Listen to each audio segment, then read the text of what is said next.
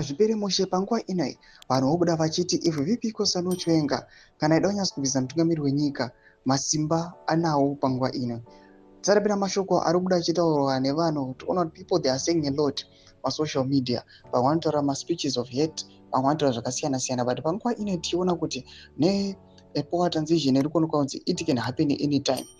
Amen, through a coup kana kuti through ma-firings kana kuti through ma-demonstrations kana ma-protests semamwe akarongwa musi 17 hatizivi zvichapinda nepapi. Sarapira mashoko ari kubuda nyogwa panguva ino. Don't subscribe or like or turn the bell icon. Timda paendo BBC wabudanyira achiti facts. If Chiwenga wants to remove ED today, yes, all the powers and nothing can stop him. The irony, Zimbabweans wants to go to the streets to fight for Chiwenga who never told them to go to the streets. If we go to the streets and remove ED, Chiwenga will automatically become the president without doing any work. We are told Uganda are buying people cars for ED to retain power, but Chiwenga is money too.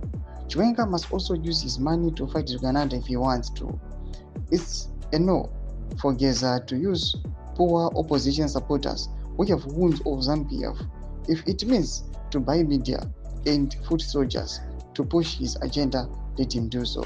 Ndo mashoko ari kuda panguva ino vanhu vachicalculate vachiona kuti aiwa panguva ino if even VP Kosano Chiwenga akada kumobiliza vanhu kuti vanostage ma-demonstrations kana ma-protest kana kuti kunoremovha mutungamiri wenyika zvinokwanisa kuenderera mberi zvinokwanisa kubuda, but muri Zimbabwe do you think zviri possible panguva ino kuti generally vangamobiliza vanhu even in the army? Yes, vamwe vanouya vana mulisi vachiti Chiwenga hasina kana support with the military, but how far true is he on that? Kuda kuti VP Kosano Chiwenga avo ndi general in most cases mukaona vanhu kana ari masoja anozopinda mumastreets havazi mabosses vamona vari kumusorosoro, vanhu vemaranking ari middle ari nechepakati vanenge vachanyatsokuona nhamo nemasoja anenge ari kuzasi zasi vanodeploywa vanenge vachingoona nhamo same nhamo iri kuonekwa nemacivil servants. Ambotizai mafunguro enyu moti kudii pamusoro pechitiko ichi. Pabvina comment section medu mafunguro enyu. So subscribe or like, hit on the bell icon.